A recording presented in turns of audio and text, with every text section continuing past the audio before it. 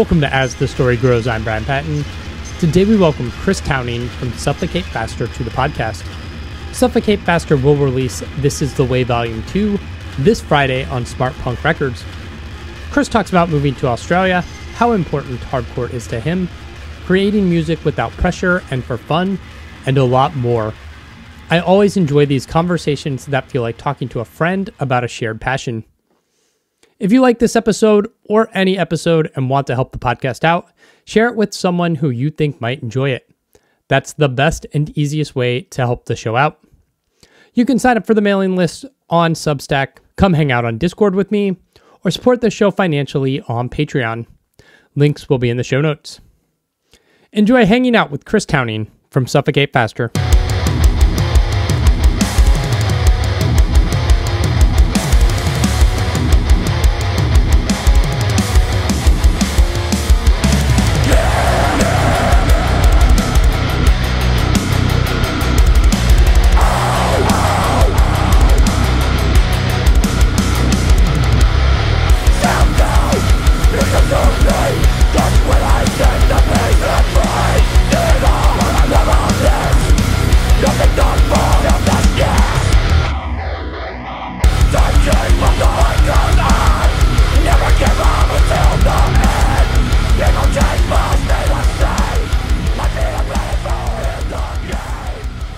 Good. How are you?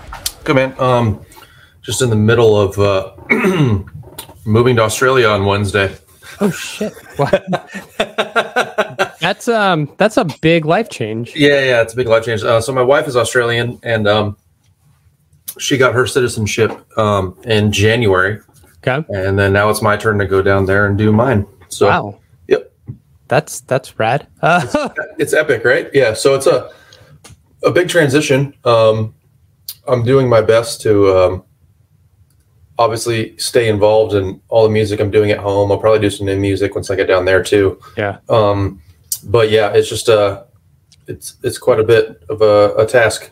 Yeah. So it's just literally like it's canceling everything, it's changing everything, it's packing everything. It's saying to myself, "Oh, do I still want this in a year?"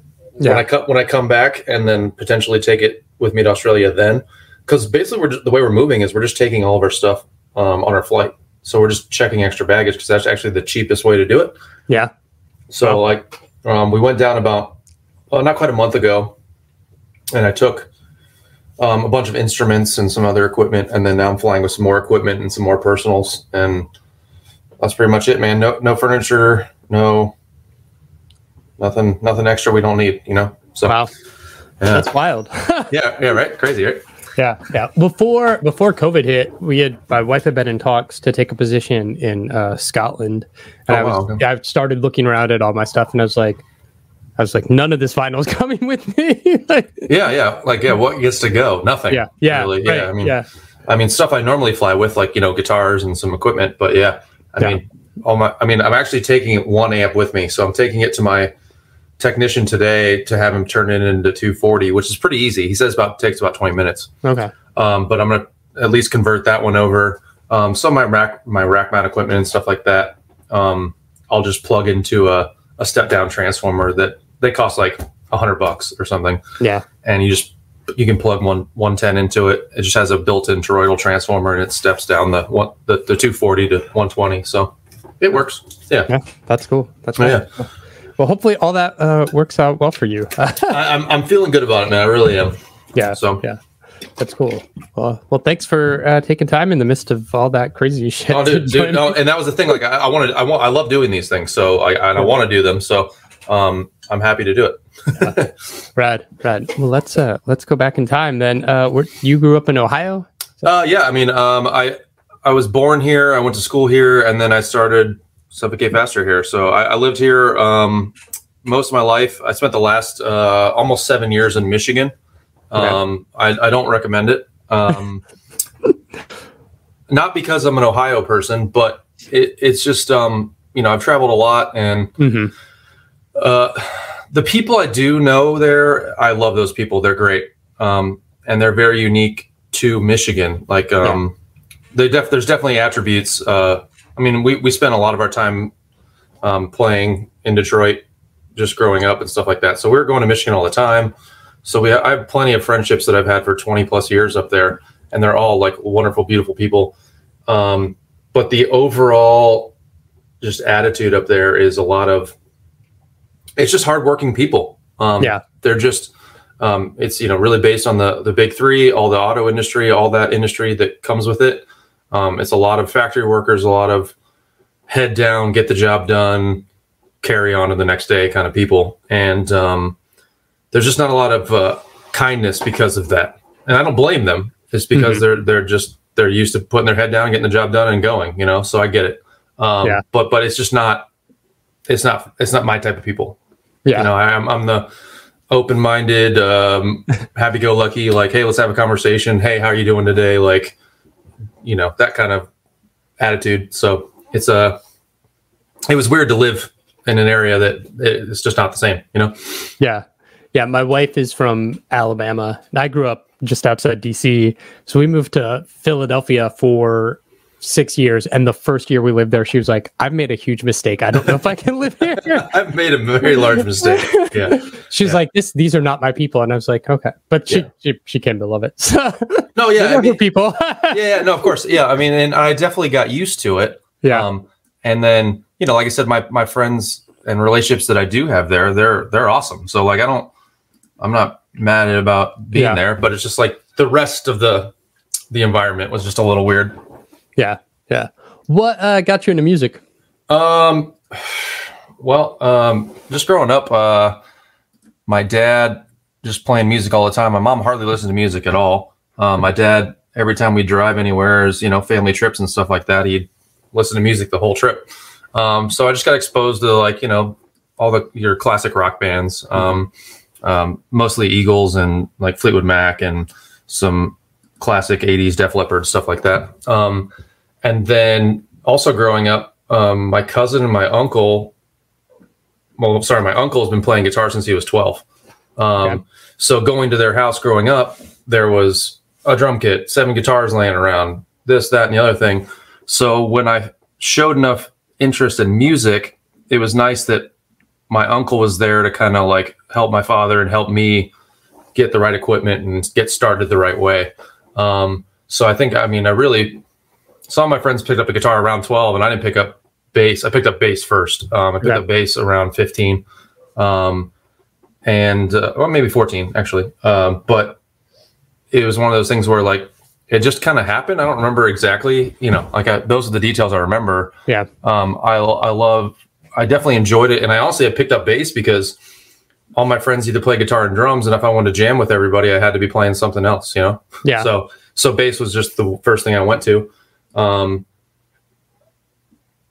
I'm still comfortable on it. I still do it from time to time. I played in other bands playing bass. I track bass all the time, but, it's still definitely a very different beast on, when it comes to actually performing. Yeah. So actually I've been spending so much more time playing guitar that I'm definitely more comfortable on guitar nowadays. Yeah. I just don't spend as much time on the bass, but yeah. Yeah. What, then led you into like hardcore punk metal?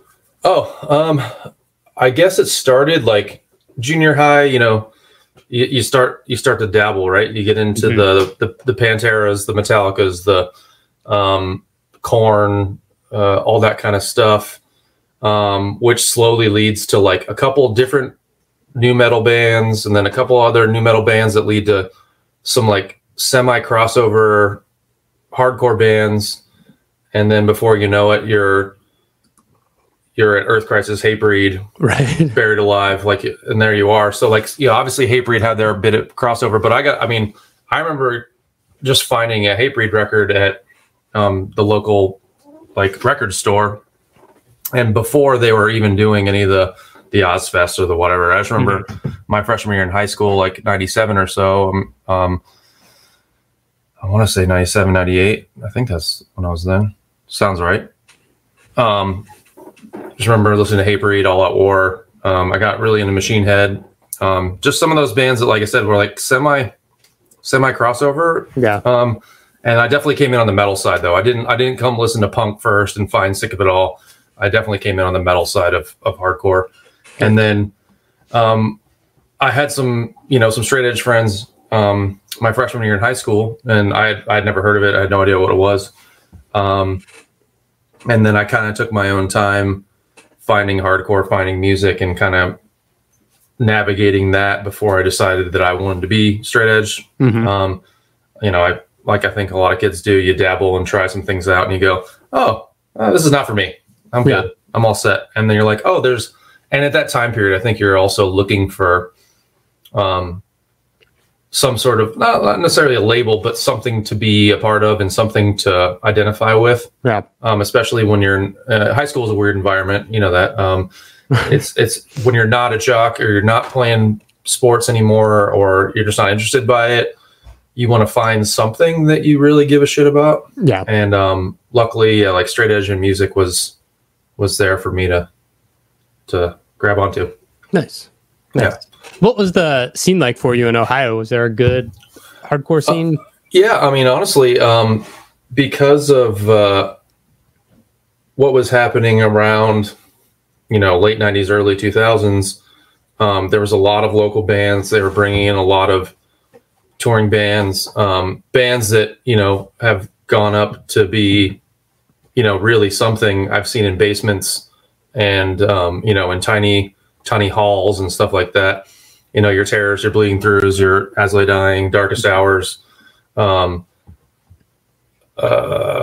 so many bands. Blood Has Been Shed. You know, so many bands that, Unearth, Poison the Well, like all those bands of that time period were all playing the small halls or one of our buddies' basements. So it was pretty easy to have a show to go to. You know, I remember even when 9/11 happened, there was supposed to be a show that night. And I even went, I was in Dayton at the time, and I even went to Cincinnati just to see if the show was going to happen or not. A Life Once Lost was supposed to play, and I think obviously they ended up canceling it just because of the circumstances. But yeah, I mean, even you look at that, I mean, there's always been somebody booking shows and making sure things are happening. Chris Alsop, the singer of Suffocate Faster, has been booking for years now, and he's been carrying that torch, you know, since then. So yeah, it was such a different time back in like the late 90s, early 2000s. Oh yeah. Oh, absolutely. Like, the hardcore scene was so small, and then like I don't know if it was Hatebreed or if it was just the way the scene changed. Like it just blew up where it moved to the clubs, and like it was great for the bands. I hope they were getting paid more, but it like if you were a fan or a smaller band just trying to get on these bills, it was definitely harder. Oh, absolutely. I mean, I remember when MySpace was finally hitting, right, and bands were getting really popular from MySpace. Yeah. I just remember being just like, how is this fair? Like, you know, we've been out here like busting our balls for a handful of years, and then these bands get to come out of nowhere, and then they've got hundreds of thousands of plays every day, and then now people are coming to their shows and whatever. It's just like, who chooses this? How does this happen? Like, what is going on here? And obviously, yeah, like I said, very different before then. And yeah, I mean, obviously things started going to the clubs. I think Ozfest is what really broke everything for everybody. You know, your bands like Throwdown and Bleeding Through and Hatebreed, they all got, I mean, Hatebreed was doing pretty well, I think, on their own, but because I remember, you know, going to Hellfest 2001, and it was just literally the most insane thing you could ever see. I mean, so many people give a shit about that band. So, I know it was definitely harder being a lower band trying to get into position to do those kind of things. I mean, you know, obviously Warped Tour more, you know, not super recently, but more recently, probably the last 15 years had a huge impact on what new music was and who was doing well, right? So if you did well on Warped Tour, you did well, and then that built you a career, got you into the bigger clubs, blah, blah, blah. But before that, when we were trying to do it originally, we got a little bit of help and did a week on Warped Tour, but on such a tiny stage where, you know, if, you know, you get 100 kids to watch you maybe every day. Yeah. Excuse me. Sorry.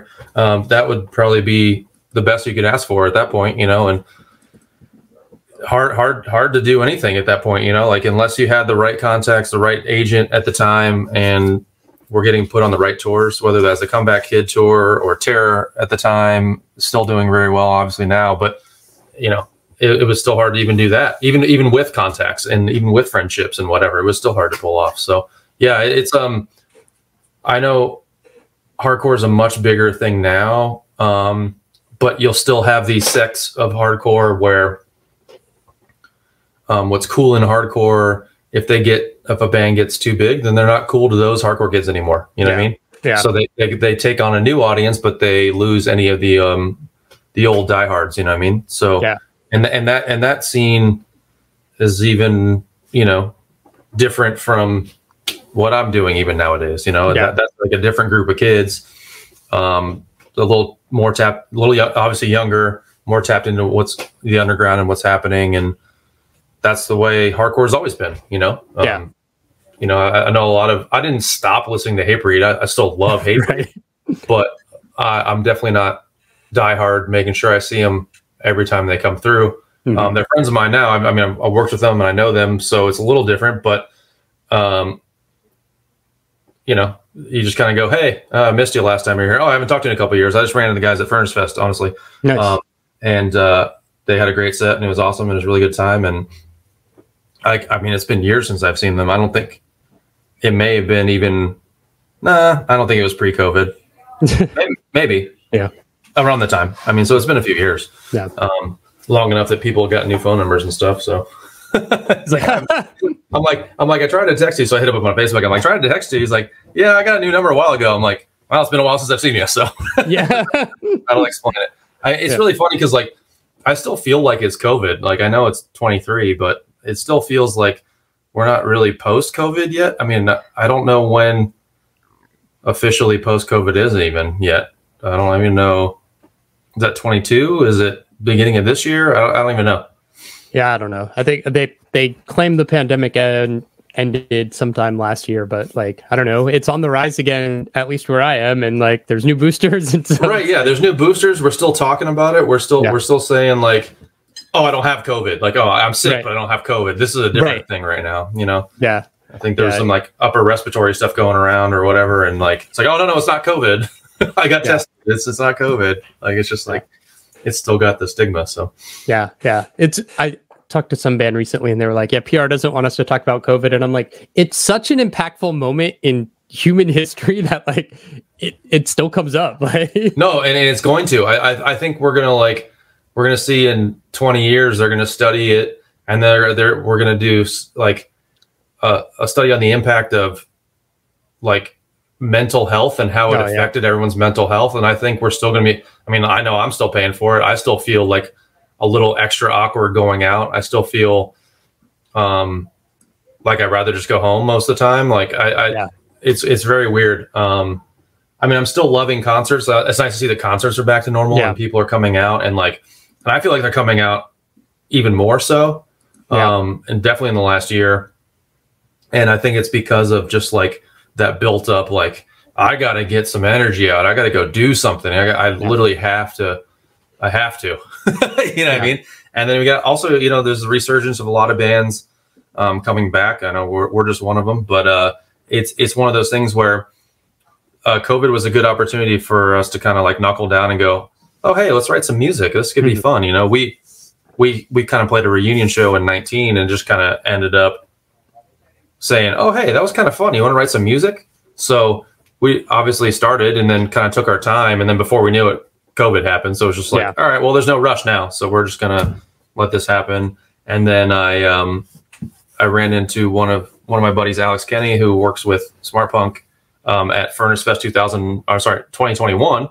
And that's when I talked about getting the record, you know, getting these EPs put out and stuff. So we've been working on it for a while. And it's one of those things where it's kind of changed the pace. COVID kind of changed the pace of everything because like everybody, any of the bigger bands had to go into the studio. They're like, all right, well, how do we make money? We can't go on tour. All right, let's go make a record. At least we get paid to do that. You know, so your bigger bands go in the studio and then everybody's putting out music.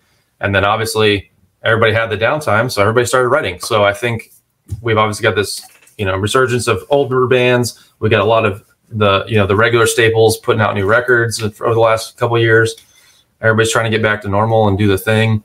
I hope it keeps going. I hope people keep coming out and then keep spending money and keep enjoying live music, because it's for a lot of us, it's therapy for real. Yeah. It's like the last 2.5 years, it's just been this like fire hose of new music all the time, and it's like, it's great as a fan, but I just look at my desktop and I'm like, oh, I got like 24 new records that I haven't touched yet. Right. No, and that's the hardest thing, right? So like, you try to keep up with your favorite bands, you try to keep up with what they're doing. I can't tell you how many times like I just missed a record come out, and I'll look like Black Dahlia Murder, who's a band that I listen to all the time. I remember checking my iTunes one day and being like, oh, did I miss a record? It's like, did I never, like, no, I listened to that, didn't I? And then I put it on and I go, no, I haven't heard this. I think, and for me too, like, since I've been like in a state of writing for the last few years, right? Between Bury Your Dead, and Suffocate Faster, and then I just started writing some music with Walls of Jericho.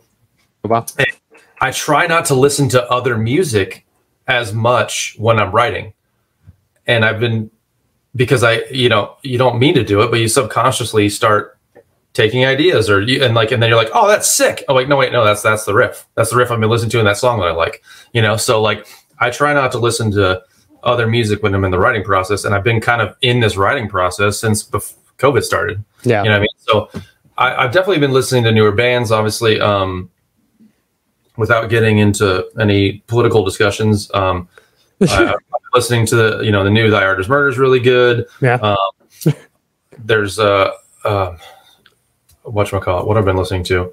Band called End is really good. I love that band. They're great. Jay used to cut my hair in Philadelphia when I was, right on. Which is great. But yeah, so like I still try to like even like be aware of newer bands and even bands that have had a couple EPs or whatever. And hardcore is awesome. Like, I mean, like I still love music and I love hardcore, but it's just like sometimes I understand what you're saying. It's just hard to keep up. Yeah, hard to get it all in. Oh, the new Unearthed record is freaking amazing. I really like that stuff. That they're a band that I can listen to all the time, and I've still missed records. Like literally, like like I've listened to them since 2001, and I still go, oh, oops, missed a record, and then I listen to it, I'm like, oh, this record's sick. So yeah, it's just sometimes you just get things a little late, and that's okay. But these bands are going to keep putting stuff out, and I'm happy for it. I mean, I think we need it. We all need it. Yeah. Yeah. You mentioned Suffocate Faster playing the reunion show in 2019. What led to that reunion? So I guess we had Morning Again, who's another old semi-Dayton / Florida-based straight edge hardcore band that predates Suffocate Faster. They're a 90s band. They were doing a reunion show. So we got a handful of bands to come play. Embrace the Day got back together and they came out and played the show. Suffocate Faster, we got together and played the show. So basically Chris was just putting together a show, and he was like, oh, this is a perfect show for Suffocate Faster to play. So it was kind of like a reunion show of sorts, if you will. Nice. Yeah, so it was really nice. Yeah, and then I hadn't literally played with the guys, and at that point, I think it had been like 12 years or 15 years or something like that. Because I left the band around 2007. Yeah. So yeah, it was nice to get that invite to come back and do that, because Chris had been playing some shows with some other guys in the band, and I just hadn't played with them since, so it was nice. It was really cool. And like I said, the vibe was good. It was cool to get together with the guys again in the practice space and jam and have a good time. And I was like, we should keep doing this. This is fun, because I've been living in Detroit and I didn't start a new band in Detroit. I've been doing Bury Your Dead since 2008. And, obviously COVID hit and things are weird after that. But even leading up to that, like, we just don't play a whole lot. We play maybe 10 or 12 shows a year. And the idea of being like, oh, okay, cool. So I can go home for the weekend, see my parents, and then have band practice. You know what I mean? Like, it was definitely a very inviting thing to do. And obviously, like I said, music is therapy. So it was just, it's something I missed, getting into a practice space and jamming with dudes and having a good time, Yeah. Yeah. Yeah. Because you've been doing Bury Your Dead and you did Stint and Devil Driver, like you've been. Yeah. I've been all over the place. Yeah. Yeah. You've been playing music. Like it's still your main gig, right? Like when you come back and Suffocate Faster, do you feel like, hey, with the way streaming is, like, we don't have to have this pressure to write like 12 songs and like grind like we did. We can just do this for fun.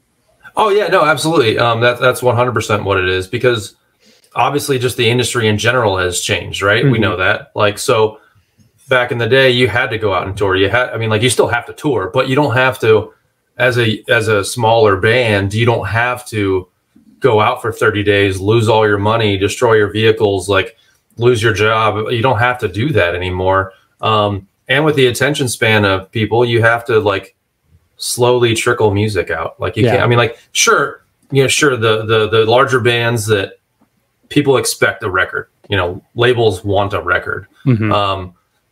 But we're just not on that format anymore. We're a size band that we don't have to do that. It definitely is more laid back. It's more chill. It's just like, it's more fun because you're less stressed. Yeah. It's just about like enjoying what you're doing and writing music that you want to hear and not worrying about whatever. Because when anytime you write a song, you're like, okay, what are people expecting from this band? What's happening right now in the state of music? Who's doing very well? And what they're doing, how is it different from what we're doing? Do we appeal to any of that crowd, et cetera, et cetera, et cetera, right? There's all these factors that come into play. And with the Suffocate Faster stuff, I was just like, I'm just going to write whatever I feel like, and I'm going to have fun doing it. And that's what matters. And people like it or they won't. At least it's in the wheelhouse of Suffocate Faster and hardcore.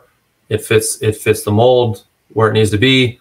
And it's not like I'm not writing Deftones songs over here, so right. It is, the songs that are written are meant for the band that it's written for. So yeah, I mean, that was basically the gist of it. And it just felt easier. Like I said, I didn't feel rushed. I didn't feel like I had to, meet some standard to whoever. I was just like, you know what? It meets the hardcore standard. This sounds like exactly like something we would write now 20 years later after our last record or whatever. So it's just like, this just makes sense. And it just felt right.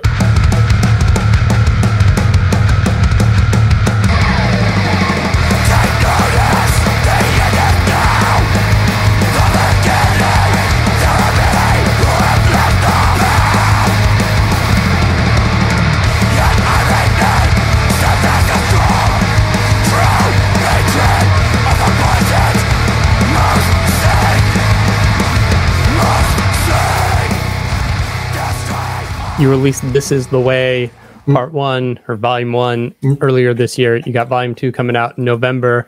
Were these just like the best songs you had at the time, or? No, I honestly just spent the time on them, dude. I mean, I can't tell you how many revisions Lost Ones went through.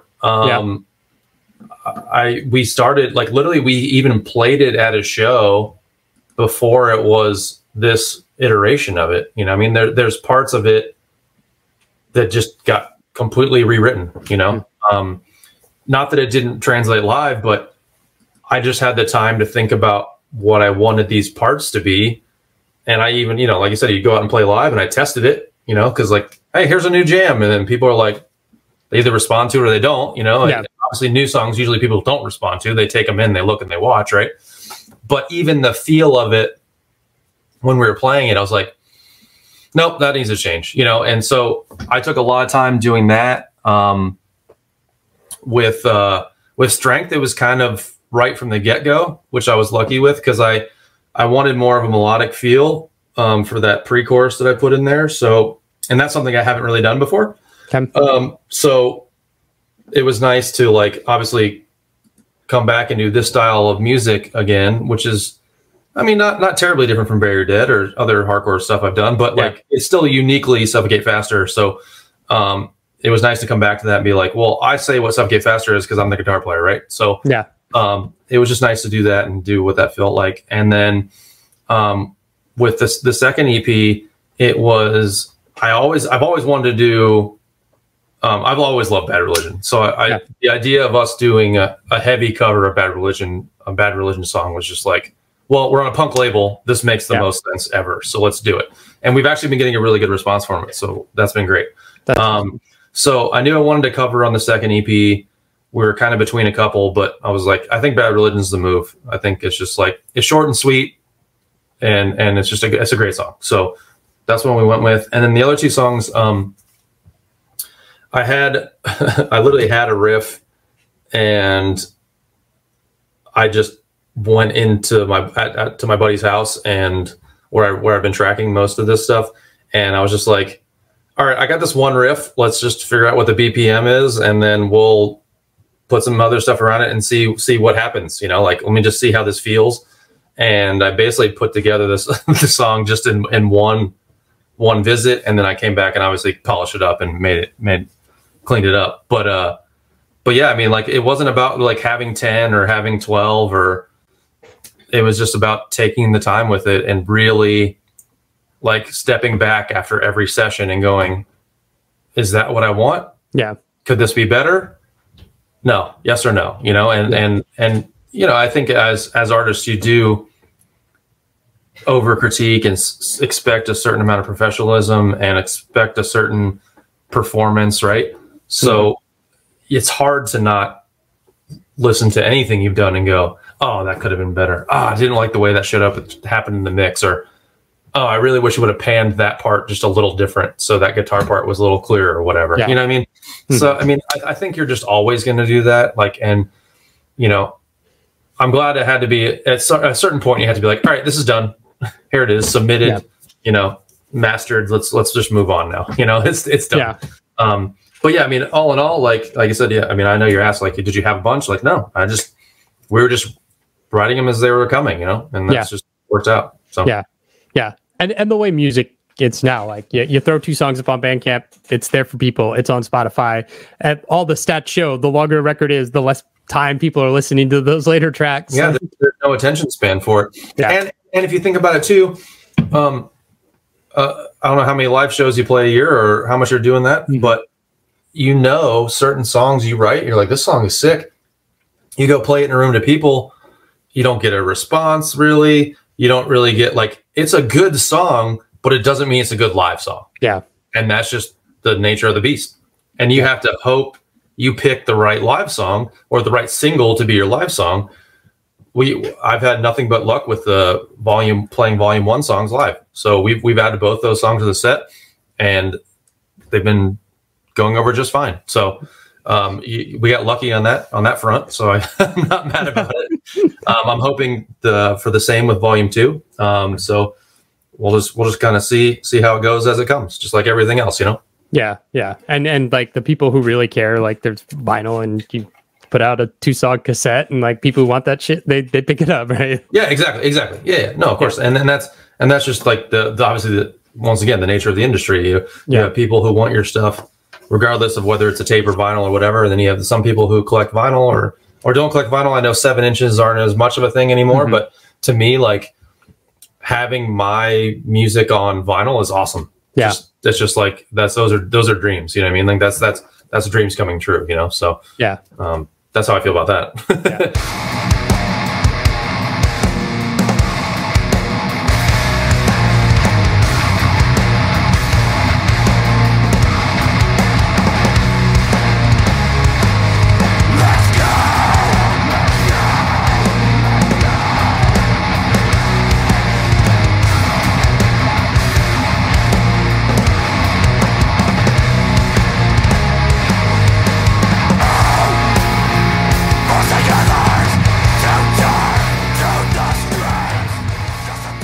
You're moving to Australia. You got this coming out in November. You said you're writing with Walls of Jericho.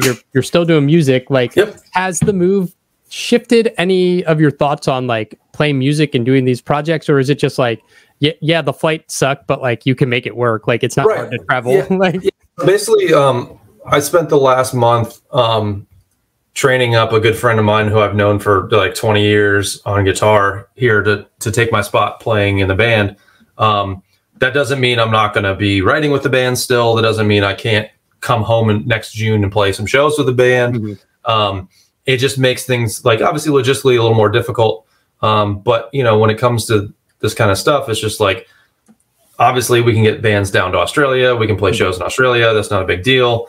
Walls of Jericho plays a lot of shows in Europe, and that's where the bread and butter is. So we're going to continue to do that, and I'm going to continue to do that as long as I'm invited. Yeah. And with, you know, Bury Your Dead stuff, same thing. You know, get them down there, come back here, do a weekend of shows, whatever. You know, like it's the other side of the planet, but it's not a different planet. You know, so I also intend to, you know, start some new projects down there because, like I said, this music is therapy. Getting in a room with some guys and playing music, and it's something I need in my life. And, you know, I've been doing this for so long now. It's just like it would be, I don't know. I mean, I won't say a tragedy, but it would definitely have some wear in my psyche if I didn't have that in my life. So yeah, I'll definitely be starting some new projects. I've already talked to some buddies about it. I'll probably do at least 2 bands just because, you know, tunings and styles and stuff like that. And, you know what I mean? Like, I want to be able to have one that's maybe a little bit more serious, and then have one that's just blatantly fun and fun only, you know. And, you know, we're all, you know, not that all my friends are my age, but I'm 40 now, you know. You know, we intend to have children, and I know other people who already have children, and that's a big part of people's lives. And that obviously restricts people's schedules. So, you know, we'll work with that, and we'll take what we can get. Yeah. Technology works where, like, you can write and record and, like, 10 things across the it's not a problem. And no, I could have something in Dropbox tomorrow, and then they can edit it tomorrow. You know what I mean? Yeah, exactly. Yeah. And you know, you can play music for fun for forever because you're not bound to labels and these timelines all the time. So it is everything. Yep. That's great. I like it. From the ages now, negativity seems to be in you. Someone thinks it, I was new. It's not worth the hell it put me through. And you pushed me the hell it put me through. And you pushed me. I mean, the real history of the band, you know, like we were very lucky to be doing what we were doing at the time we were doing. We were very lucky to have the support from 2 different labels for 2 different records. Obviously, like, you know, we talked about how different things are now. So different. So I'm really, it's like, I don't know if I prefer, I mean, I don't want to sound like an old person, or that I prefer it the old way or whatever. I mean, the music industry is just a tough thing to navigate in general. I think it's really hard for just about anybody, but it really is about, you know, at the end of the day, who you know and how deep your pockets are. And that's always been the way, you know, whether it's radio or even hardcore or metal festivals or who your manager is, it's all about who you know. And I've luckily learned enough along the way about the industry, and, you know, I love it. I'll keep doing it. And, you know, good, bad, and different, you know, it's like, you know, for a lot of people I say it's therapy. Some people say it's religion for them. Some people say, you know, they just can't live without it. And I agree with all those things. You know, music is a language we can all speak and all understand and communicate together. And I think it's great. And I want to keep doing it. And I want Suffocate Faster to keep doing it. And we're going to keep doing it, and until somebody can't do it anymore. Yeah. I remember a conversation with my therapist, and he was like, "Why do you like that music? Why do you like music that's so aggressive?" And I was like, you don't understand if you don't get it. Like, I can listen to Abandoned by Defeater, and that's a made up story, but it relates to what I'm going through. And that's just as therapeutic as talking to you. Right. No, of course. I mean, because I think obviously music is open for interpretation. Like whether Chris Alsop writes the lyrics that are exactly about a certain thing, you can still listen to it no matter what you're going through. There could be, and there is something you can relate to, to your story, whether it's just a single line and it just says the right thing.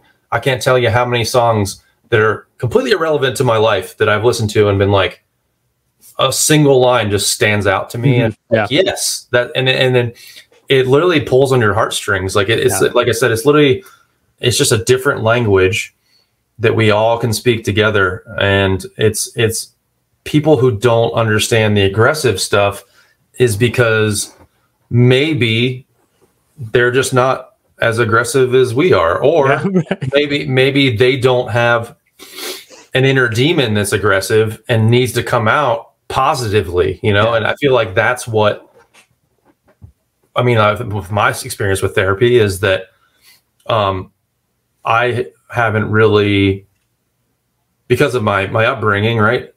Not a bad upbringing, but because of my experiences with emotion growing up, I had to bottle that stuff in, right? So like I couldn't really communicate my emotions properly at a young age. So I got taught to keep my mouth shut and be quiet and just bottle that up, right? So I think a lot of us did. And I feel like that's why a lot of us have this stuff to get out, because we, you know, at my age, like people in my generation, like we were, as children, we were like seen, not heard. It was shut the fuck up, you know, be quiet, go to your room, go play video games, just shut the hell up. You know, so I feel like because of that, which isn't a problem, like I said, I don't think it was a bad upbringing. I just think it was a different style of parenting, and that's fine. I love my parents. It's just, I think for a lot of us, that is the only way to positively get it out. Not the only way, but one of many, you know, whether it's exercise, you know, heavy metal music or whatever. I feel like a lot of people, you know, identify with that. And I feel like, you know, the people who didn't go through that or aren't going through that just don't understand. You know, a lot of people listen to music, you know, you and I can listen to a song. Obviously, you and I even listen to music differently, but the masses, the general population is only listening to lyrics.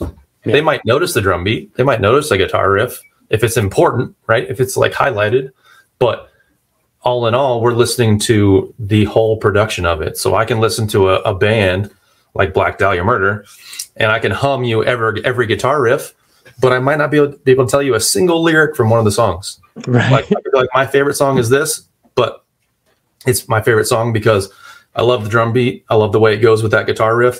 I love the guitar solo. I love the you know, the melody of whatever, you know, like, and people aren't listening for that. So they all they hear is this guy screaming that they can't understand, and they don't get it, you know? And I think I've been dealing with that since high school, junior high. I don't get it. I don't get it. Why don't, I'm like, it's like, you don't have to get it. I'm not listening to music the same way you are. You don't get it. You definitely don't get it. Tried to show stuff to friends at high school. They're like, he's just going rah, rah, rah. And I'm like, no, you don't understand. No, you don't understand. And, you know, obviously looking back, some of the stuff from high school is kind of shit. Right. You know, like, there's definitely some bands where you're like, it's a little cringy. Maybe you shouldn't have listened to that.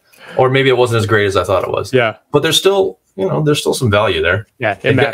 It got us to where we are, you know, and that's how I look at all that stuff. Is like, I may have, like, that band maybe have turned me on to another band and that I still love today or whatever. And, you know, I mean, Korn's cringy. I don't turn it on. I don't listen to it, but I still think they were a great band for the time, and they definitely helped a lot of people out. And they, you know, they definitely pushed music in directions to make them more popular that certain bands wouldn't be popular today without Korn. They wouldn't, you know, and I'm glad they did it, you know. That Korn and Limp Bizkit and POD were all like on TRL and like in the #1 spot. It's just like, you have to give them credit. Like, right. I'm sure all their OG fans from the 90s are bummed. Oh man, that was my band, dude. I love those guys. I saw them at this tiny club. But it was so good for everybody, because it's just like, this is the future of music. Not all music has to be what you think it should be just because you don't understand it. You know what I mean? Yeah. So yeah, I'm really happy they did it.